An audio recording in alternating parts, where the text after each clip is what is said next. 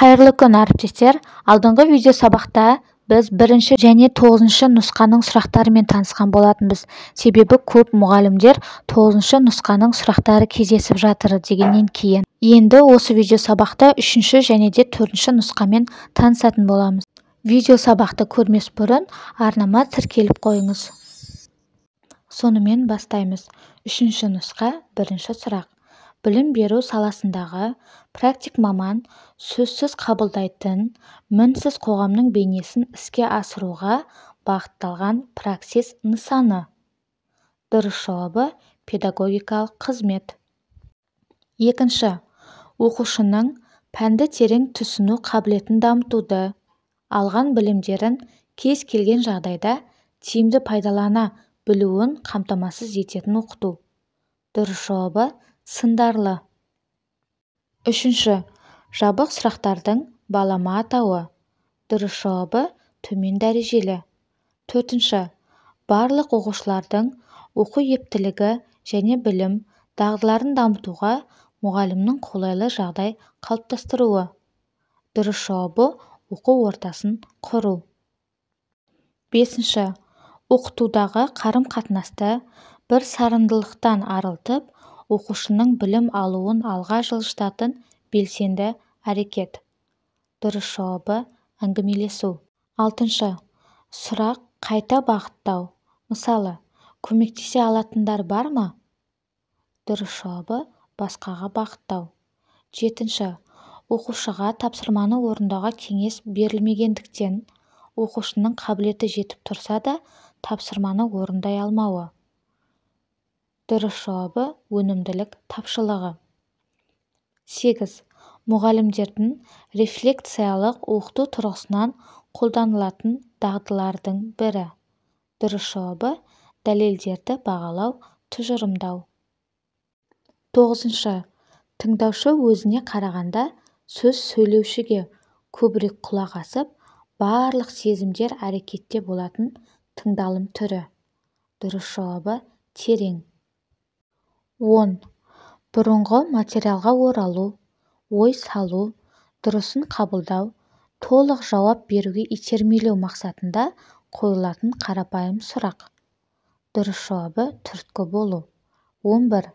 Бала тәрбиесі туралы ғылымның озық жетістіктерін отбасы тәрбиесіне ендіру жолдарын қарастыру. Дұрыс жауабы отбасы педагогикасының негізгі мақсаты. 12. Педагогиканы оқыту принциптері. Дұрыс жауабы оқуға қойылатын талаптар жүйесі. 13. Педагогиканың ғылым ретіндегі қызметі. Дұрыс жауабы зерттеу. 14. Оқытудың сөздік әдісі. Дұрыс жауабы түсіндіру, оқулықпен жұмыс. 15 сұрақ.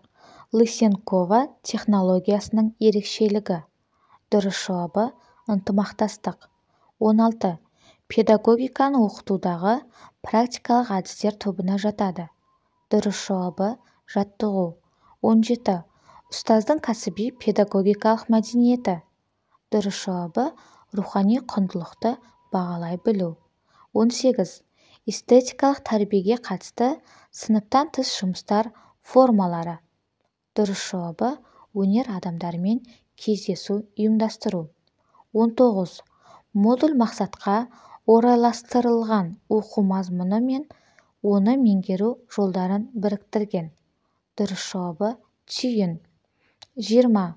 Балаға шамасына, мүмкіндігіне, қабілетіне сәйкес берілетін тапсырма түрі. Дұрыс жауабы деңгейлік тапсырмасы. 3 нұсқаның сұрақтары аяқталды. Енді 4 нұсқаны бастаймыз. 4 нұсқа, 1 сұрақ. Оқушылар әлемді түсіну үшін модельдерді игеріп, құрылымы бар ортаға қатысады деген тұжырымға негізделген оқу тәсілі. Дұрыс жауабы әлеуметтік жағдаяттық тәсіл. 2. Оқушылардың пәнді терең түсіну қабілетін дамыту арқылы алған білімдерін сыныптан тыс жерде тиімді пайдалана білуін қамтамасыз ететін оқыту. Дұрыс жауабы сындарлы оқыту. 3. Мерсер Балалардың сыныпта талқылау кезінде өз сөздерін дәйектеуінің 3 түрін анықтаған. Соның бірі болып табылатын пікірталастық әңгіменің сипаттамасы. Дұрыс жауабы басқа адамдардың көзқарасын қабылдауды қаламайды. 4. Сұрақ қойылғаннан кейінгі кідіріспен қатар, оқушының жауабын алғаннан кейін де кідіріс жасау қажеттігі. Дұрыс жауабы оқушы өз жауабын түзетуге, нақтылауға мүмкіндік алады. 5. Өткен материалға оралу, ой салу, дұрысын қабылдау, толық жауап беруге итермелеу мақсатын көздейтін қарапайым сұрақ. Дұрыс жауабы түрткі болу. 6. Оқушыларға анағұрлым толық жауап беруге, өз ойларын анық білдіруге, өз идеяларын дамытуға көмектесетіндей етіп қойылатын сұрақ. Дұрыс жауабы сынақтан өткізу. 7. Құрылымдалған ортадағы оқушының білім алу үдерісі ретінде тәжірибелі қоғамдастықтарға қатысуды зерттеген ғылыми бағыт. Дұрыс жауабы әлеуметтік жағдаятты. 8.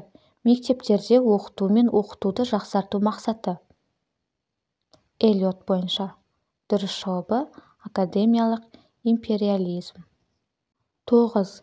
Дәлелдеу, пікірталас пен келіссөз барысында қалыптасатын білім ретінде қарастыратын көзқарастық оқу.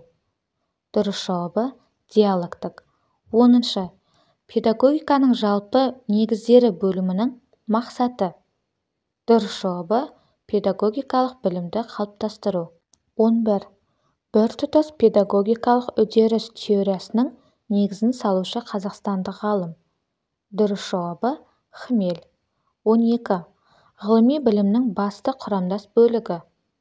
Дұрыс жауабы таным. 13. Щукина бойынша тәрбие әдістері жіктеледі. Дұрыс жауабы мінез-құлық пен іс-әрекетті ынталандыру әдістері. 14. Дағды, яғни дағды дегеніміз не? Қайта-қайта орындалатын практикалық әрекетке машықтану. 15. Ұжымдық іс-әрекеттің белгілері. Дұрыс жауабы бірыңғай мақсаттың болуы. 16. Әңгімелесу әдісінің формасы. Дұрыс жауабы эрвистикалық сипат. 17. Гуманистік бағыттылық. Дұрыс жауабы педагог қызметінің мағынасын, белсенді позициясын білдіреді. 18. Ептілік дегеніміз. Дұрыс жауабы білімді практикамен байланыстыра қолдану тәсілдерін, жолдарын меңгеру. 19. Топтық жұмысты әркімнің идеясы пайдалы деп саналғанымен, мұқият бағалау жүргізілген әңгіме түрі. Дұрыс жауабы зерттеулік әңгіме. 20. Адамның өзін зерттеуі, түсінуі, өзін басқалардан қалай қабылдайтыны жайлы өзін бағалауы. Дұрыс жауабы рефлексия. Құрметті ұстаздар, осымен 3 және 4 нұсқа аяқталды. Егер де менің видео сабағым сіздерге пайдалы болатын болса, арнама тіркеліп, лайк, комментарий жазуды ұмытпаңыз. Және де колокольчик батырмасын басып, келесі видео сабақта бірінші болып көріңіз.